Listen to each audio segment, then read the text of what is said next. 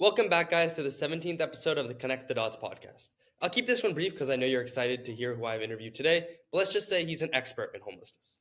So without further ado, thank you for joining me today, and let's get started. Jesse Rabinowitz is the Campaign and Communications Director at the National Homelessness Law Center, where he leads national efforts to shift narratives, build power, and advocate for policies that end homelessness. Jesse played a key role in the historic Johnson versus Grants past Supreme Court case, helping to lead the communications and power building work that define how the nation talks about homelessness and human rights.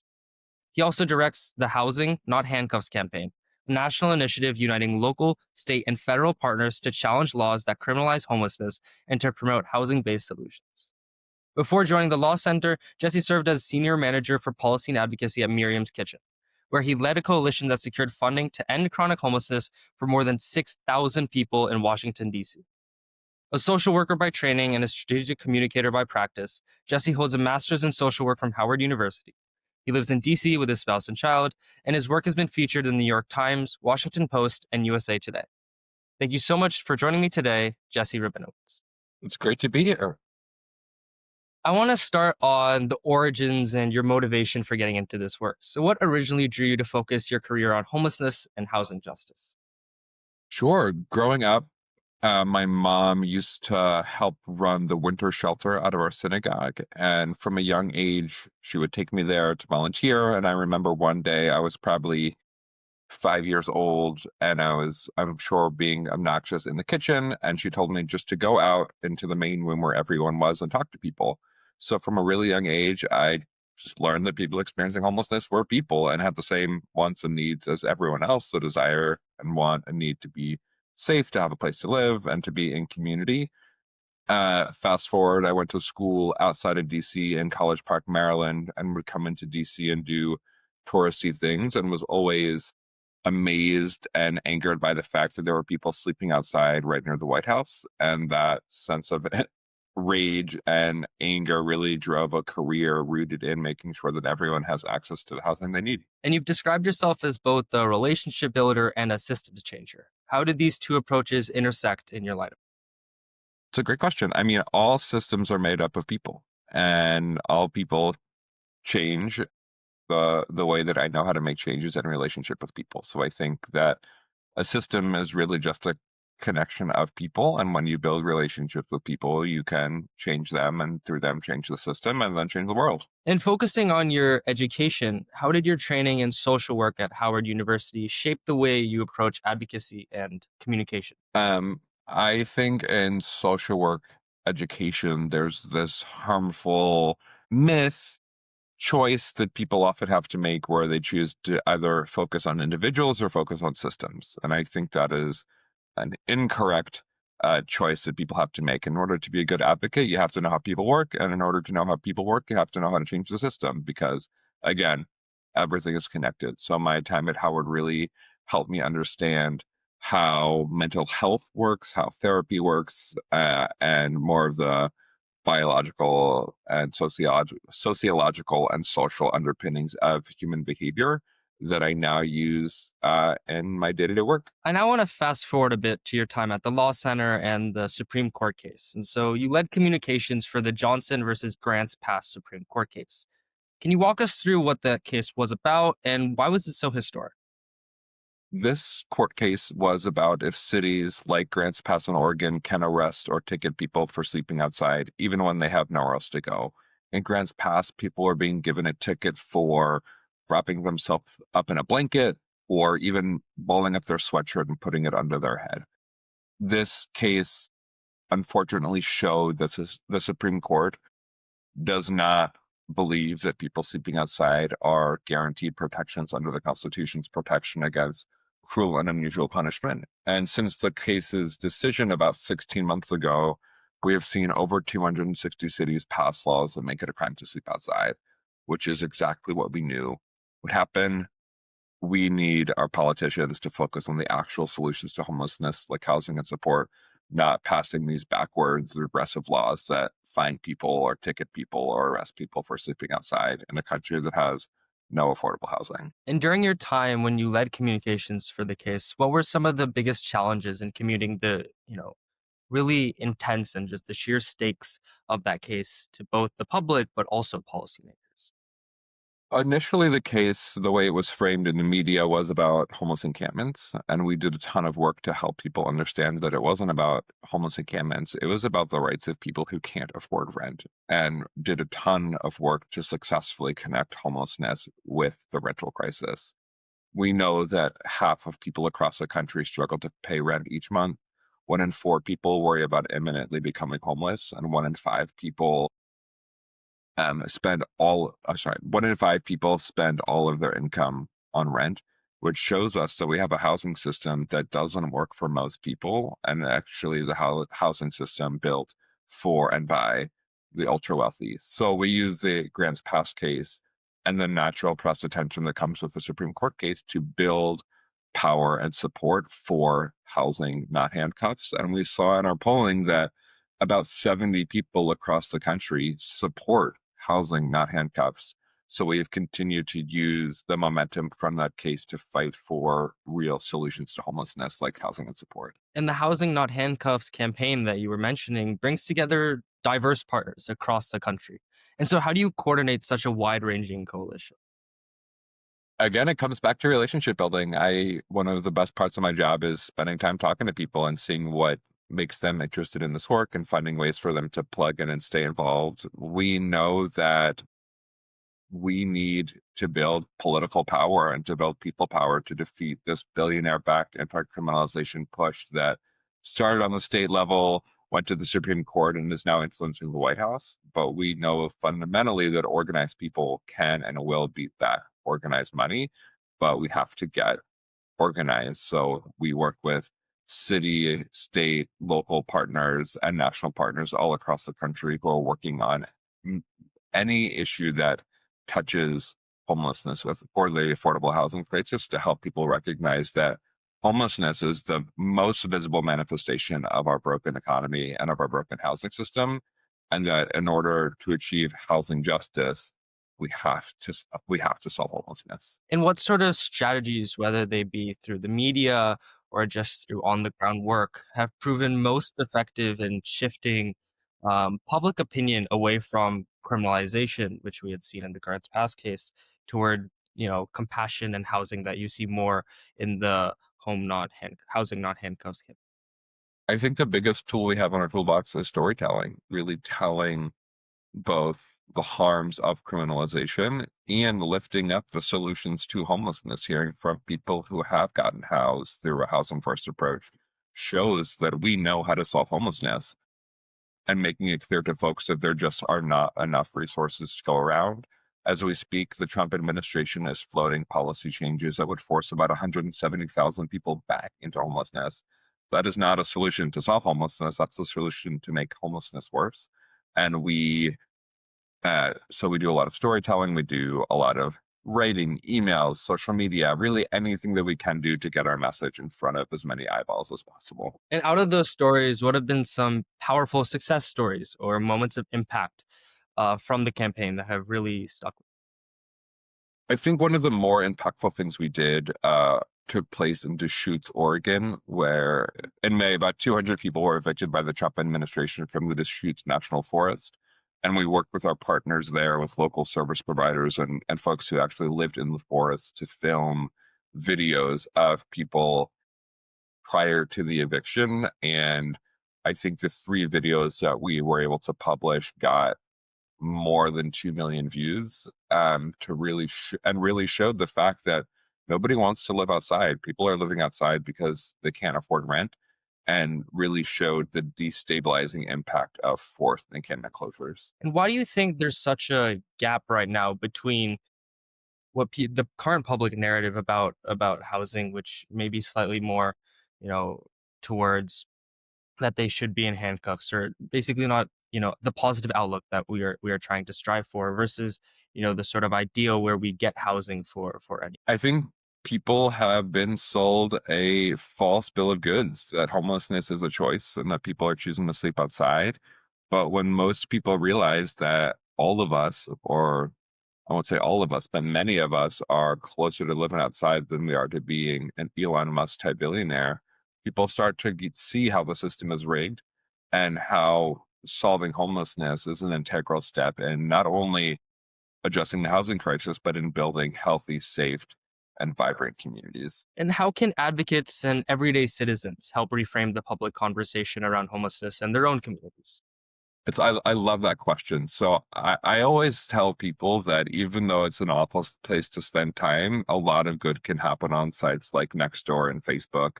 I have seen politicians decide how they were going to vote in part based on what the conversation was like on their neighborhood Facebook group. We know our opposition is super loud and super vocal. We have to get as loud and as vocal as they are, and even more so to really not only push back against their misinformed ideas, but to show people that the solution to homelessness is housing and support. People are so inundated by anti homeless messaging that we have a steep uphill battle to climb. But again, when you're able to connect with someone that you're in relationship with and talk to them about the causes of and solution to homelessness, we know that people's minds can change and we can continue to build the power we need to solve homelessness. I want to back up just a bit because you've talked a lot about media storytelling and sort of changing the narrative that is around homelessness. But what role do they truly play in creating more structural change that can last, years and generations, which is what we really want to do? I mean, politicians care about what the media says. So we use the media to show that we have access to media that and let politicians know that if they do the right thing, we can call a news outlet and share our feelings. And if they do the wrong thing, we can do the same. And media, whether it's social media, YouTube, e-blasts, newsletters, or the standard traditional media, all go into shaping public opinion and public narrative. And it's that narrative that it's that narrative that fuels people's choices choices at the ballot box, choices to show up to a community meeting, choices to support affordable housing in their neighborhood.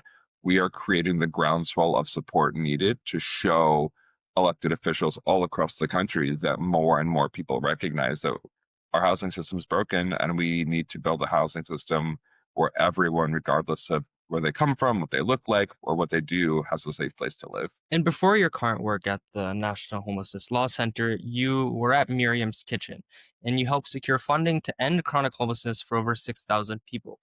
What lessons from that experience inform your work today? That's a good question. So, as a part of a long, hard fought budget campaign to slightly increase taxes on wealthy people to fund needed housing supports and other vital safety net programs, I think the big lesson learned was that politicians hate homeless people, and that even with that funding secured, it was an uphill battle to get DC's Mayor Bowser, to actually fund solutions to solve homelessness. The money was sitting there, but she just wasn't using it. And it showed me how much more complicated making change is than just winning the money. You have to build the political power and the political momentum for politicians to actually use it. And what were some of the key partnerships or policy levers that made that success possible? That campaign was at its core a multi-issue campaign. We know that unfortunately not enough politicians care about the needs of homeless folks, so that we would not have won if this was only a tax increase specific to homelessness. So we partnered with other coalitions that also needed significant resources like early childhood educators, and different anti-poverty programs impacting a broad number of people, to pretty much say, let's pass this tax increase together, and then we can split up and divide up how the money is used. So the politicians who cared about kids but didn't care about homeless adults were able to come on board. The politicians who cared about homeless adults but didn't care about kids were able to come on board. And we were able to build this broader coalition with the power we needed to win. And your work for Miriam's Kitchen obviously influenced the work that you do today. And looking, at more broader reflections and long-term action, from your perspective, what are the more promising policy solutions or local models for ending homelessness today? I mean, things are pretty bleak right now. The Trump administration is taking an axe to all the proven solutions to homelessness, to housing first, to harm reduction. They are proposing massive cuts to programs and massive program changes that would force hundreds of thousands of people back into homelessness. I think any work at the national level is going to be defense for the next little bit of time, but good things can and are happening on the state and local level. Our partners in Texas, out in Vocal, Texas, and Austin, just ran a ballot initiative that they unfortunately didn't win, but was still important, that would have increased taxes on super wealthy folks to pay for vital social safety net programs in recognition that Trump's austerity budget is going to impact people across the country and that cities have to step up what they're doing to help people. We also know that over a dozen states across the country have passed a version of our Gloria Johnson Act. That act prohibits states from making it a crime to be homeless and was our response to the shameful Johnson versus Grants Pass ruling. And as we enter the 2026 legislative season, we know that more states are working to pass not only laws that make it harder to make it a crime to be homeless, but laws that fundamentally alter how housing is addressed in cities and states across the country. And I was lucky enough to earlier interview Sam Sambaris, who had created the housing first model and the whole sort of movement that's been so successful. And one thing I remember from our conversation then is I'd asked him a similar question that I'll ask you, which is about how you stay grounded and motivated during such a bleak time. And his response to sort of the critics of the world were that he has statistics to back it up. Housing First is able to boast a sort of 80 to 88% successful long-term housing rate that critics and people who don't believe in it are just like move past it and don't give it really pay full attention onto the impact that can have on this world. So how do you stay grounded and motivated in the face of systemic challenges that can sometimes feel overwhelming during this bleak period of time? Again, it goes back to people. And I used to do homeless outreach work, and will never forget being with clients who had lived outside for years and years at a time, get keys and move into their apartments. Being with someone when they put their key in their door and turn the lock for the first time will never not be an inspiring feeling. And I still live in the same city where I did all my homeless street outreach work, and I get to see clients day in and day out just walking around as a part of our daily lives who are now in housing, and they are thriving. So I am inspired by the real life impact that housing has on people, and getting the privilege to see that in real time keeps me motivated. I'm also motivated a quite deal by anger, and continue to be angry at the fact that politicians of both parties fail to do their jobs and ensure that people have a safe place to live. And as I'm sure you know, right now, the National Guard is still deployed in DC. When I was walking with my kid on Sunday, we saw a National Guardsman carrying a machine gun down the street. That is not only shameful, it's wasteful. DC taxpayers are spending over $1 million a day for the National Guard to literally hang out and pick up trash. So I'm angry that we are choosing continually to fund wars and guns and police and jails when we should be funding things that actually keep people safe, like housing, like healthcare. And what advice would you give to young advocates or students who want to get involved in housing justice but don't know how to navigate this complex? Oof. I mean, again, this is going to sound repetitive, but like, build relationships, like talk to people who are staying outside, talk to the caseworkers, talk to advocates, talk to council members, make your voices heard. I think one of the ways that we give up our power as just voters and citizens is by not realizing how much power that we have. But when politicians hear from people who are committed to this work, that can change their mind, right? When I go to talk to an elected official, they know what I'm going to say because I get paid to say it. But when a student or when a young person or when a retired person who is just advocating purely based off of empathy and their own convictions, like that is a very, very strong and compelling message that we need to get out there even more. If there's one current narrative or misconception about homelessness you could permanently change in America, what would it be and why? The biggest narrative about homelessness is that it's a choice. That people are sleeping outside, but they have somewhere else to go. And it's just not true.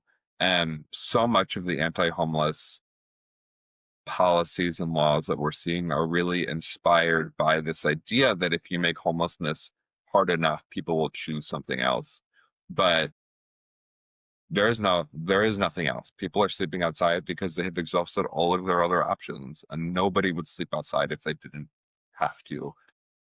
So I understand homeless to be a choice made by our politicians, right?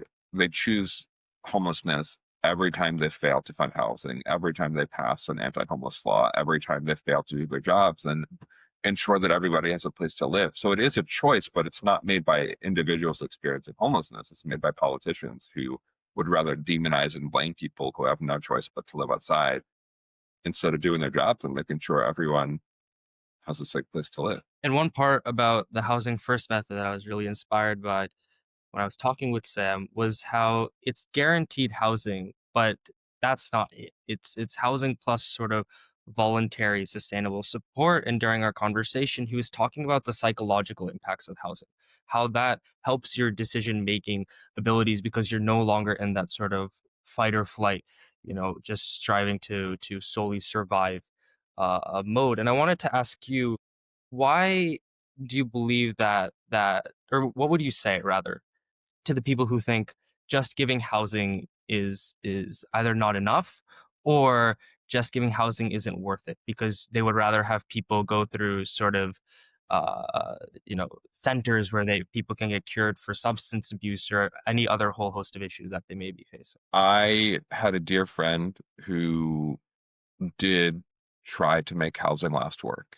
He cycled through housing programs and relapses into things that got him kicked out of those housing programs between hospitals and jails, and it just didn't work for him. He didn't want to sleep outside. He just needed a safe place to be for a while so he could get back on track. And he was one of the first people housed under Housing First in DC, and he got housed in 3 days.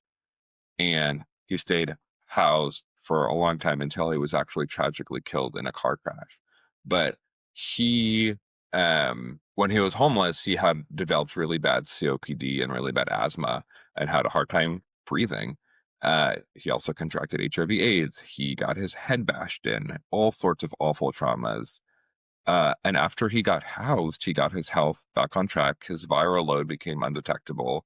He ran over a dozen marathons, including a 50-mile race. And he devoted his time to advocating for people who are still living outside. So that is like the success story in my eyes. And it's not just something I read, right? Like I knew this person very, very well. So I want people who don't think housing first works to see that like they are incorrect. And what I think people don't understand is that housing first wasn't designed to fix our housing crisis. And we need bigger, larger scale change to bring the cost of rents down and make housing available for people who need it. But the fortunate few people who do get housing plus support do great. But that's too small a minority of people. We need more housing. We need more affordable housing. We need more supportive services. And one thing that I don't understand about our opposition is why they're actually cutting the services that people need, right? The Trump administration gut healthcare. You can't get healthy without healthcare. They're proposing a budget that would gut housing. So you can't have housing if there is no housing. What they're really proposing are things like government-run detention camps, and that's exactly what's happening in Utah. The Utah governor, inspired by Trump's recent anti-homeless executive order, are moving towards building a 1,300-bed forced remote government detention camp outside of Salt Lake City with up to 800 forced locked beds. They don't care about helping people. They are trying to force homeless people into government-run detention camps to remove them and to demonize people. That's not what we do in this country, right? We have actually tried those things before. We used to have massive institutions. We used to do housing last. We don't do them anymore because they didn't work. So I don't understand why people want us to go backwards when we have very, very clear proof, both data, but more importantly, people's experience that shows housing first is the best and only way we have to solve homelessness. And one thing I've been confused about almost with all the episodes that I've been fortunate enough to do is, what's missing, and that there are so many stories I've heard from the friend that you knew, who after being housed ran marathons and was, truly enjoying a life. And there was a story that I heard from Kevin Adler, who I interviewed a couple episodes ago, about a 90-year-old man who was arrested for helping people who are unhoused. There Yeah. have been just so many stories and lived experiences that exist, and it doesn't take a lot of effort to find them. And so I ask you, what's missing in the narrative? What more do we need? Do we need more stories? Do we need more? What else can we do? I think there's a fundamental lack of empathy, and I don't know how to fix that. I don't know how we can get people to care about each other, but to me, that's really at the root of this.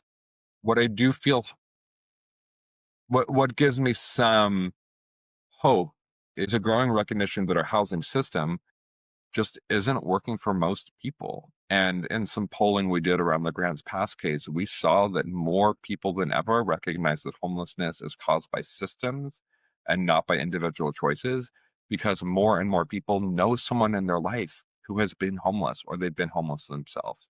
So as more people recognize that our housing system is rigged, the more people we can bring into our movement to focus on housing, not handcuffs. But I don't know how we get other people to care about other people. I think it's by organizing, it's by telling stories, it's by being in relationship. And I think that is the hard work that all of us need to be doing. Well, thank you so much, Jesse, for joining me on my podcast. I really appreciate all your time and your experience. I guess I'll leave it with one last thing. If you were to say one thing, one note to all my listeners, what would it be? I would say get loud, make your voices heard. Check out our website, housingnothandcuffs.org, to support the Housing Not Handcuffs Act that right now is pending before Congress. This act would prohibit the federal government from using their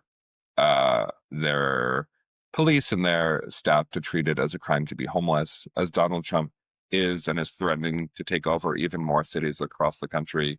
It's more important now than ever to make sure our federal government is not making it a crime to be homeless. So check out housingnothandcuffs.org, sign up to our mailing list, contact your congresspeople, and join us as we build this movement to fight for housing justice. Thank you so much. Really Yeah, appreciate of it. course.